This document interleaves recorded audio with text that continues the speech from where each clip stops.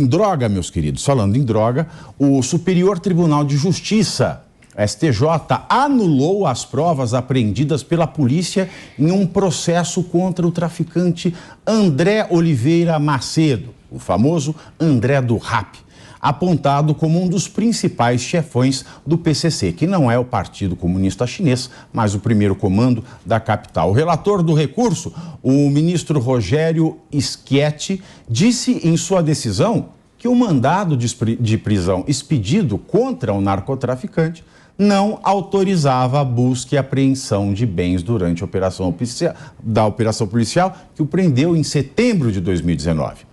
O magistrado, ele anulou as provas e determinou o trancamento do inquérito policial do caso.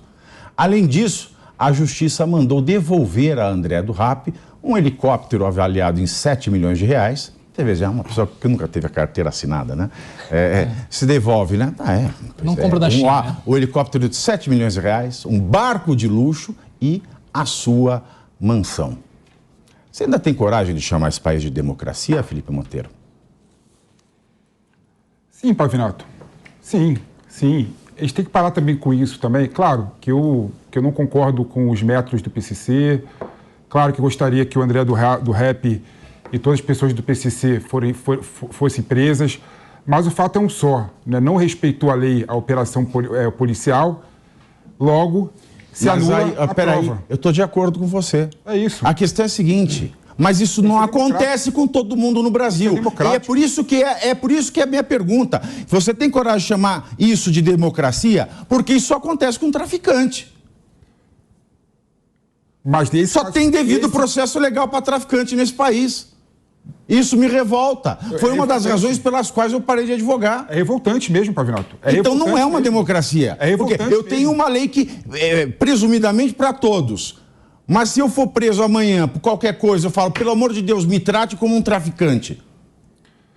É revoltante, eu entendo a sua revolta, compactuo com ela, é revoltante de fato, a lei não ser aplicada para todo mundo de forma igual e traficantes poderosos conseguem contratar bons advogados, conseguem provar o seu direito de forma muito mais efetiva do que um cidadão comum. É revoltante, mas o fato é um só, Pavinato. Nesse caso específico, o que a gente tem que entender é o seguinte: Ministério Público, polícia tem que atuar na medida da lei, entendeu? Não pode exagerar. Se exagerar, o que acontece? As provas são anuladas e o traficante é solto. Não, e a gente olha, em Brasília, mandaram apreender um ônibus de excursão.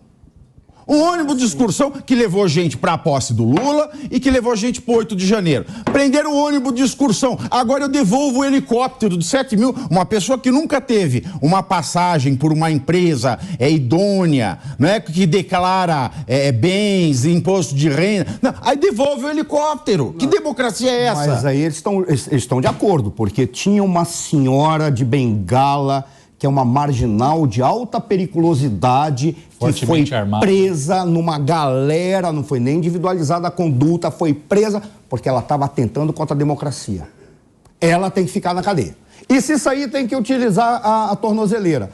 Já o André, eu acho que não, ele é gente boa, porque ele é um empreendedor. Não tem nada a ver, gente boa. E aí, professor, ele tem que ser solto. Veja, eu não estou querendo, eu não sou louco de polemizar com o PCC, porque é o único grupo no Brasil que tem realmente efetiva justiça. Se você pisar na bola com ele, ele te pega na esquina. Então, eu não vou polemizar, eu respeito o PCC. A única coisa que eu estou querendo é que aquilo que foi aplicado para o André do Rap, por favor, PCC, eu não vou fazer essa bobagem, tá? Desculpa. É que aquilo que foi aplicado para o André do Rap seja aplicado para essa senhora. Essa marginal de alta periculosidade, essa bandida, que ela teve a ousadia de se cobrir com um pano fétido que é a bandeira brasileira. Você consegue imaginar como isso dói no coração da sociedade brasileira? É o que o Pavinato falou. Ou seja, isso não tem democracia. Tem um documento que eu recebi, né, aqui da Polícia do Estado de São Paulo, do DEIC. Aconteceu uma coisa. Quando começou aquela caça às bruxas, né, pelo ministro Alexandre, tinha um grupo de WhatsApp, determinado grupo de WhatsApp caiu neste monitoramento. Era um grupo de senhoras que se encontravam para fazer novena.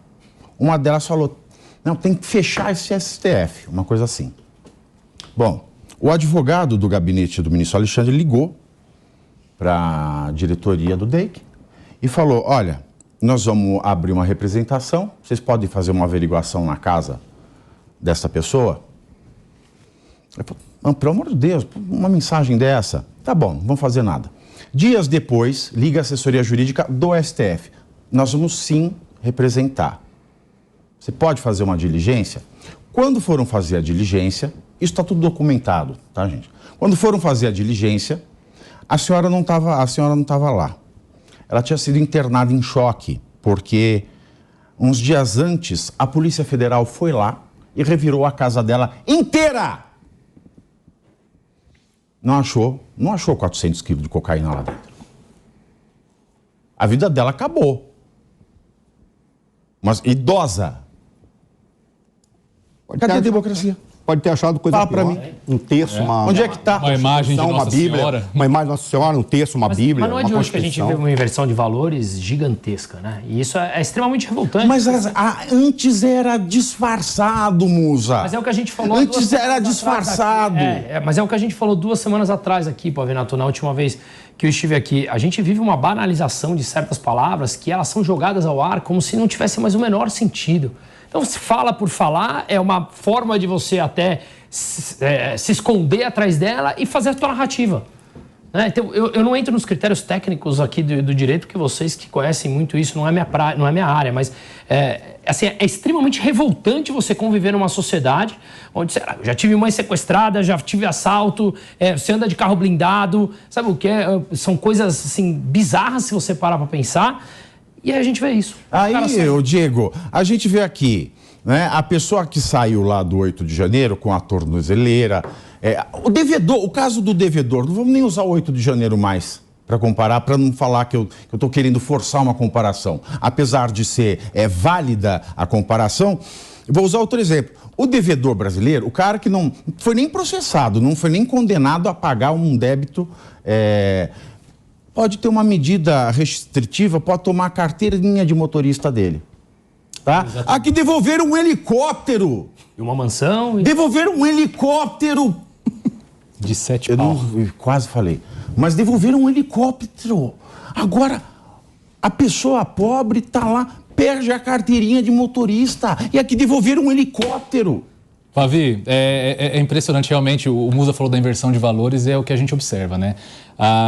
Vamos lembrar que devolveram agora o helicóptero, a mansão, e eu quero saber para quem que devolveram, né? Porque esses bens devolvidos agora, mas o André do Rap está desde 2020 na rua também por uma decisão acho que foi do Supremo Tribunal Federal. Foi, Marco Aurélio Mello.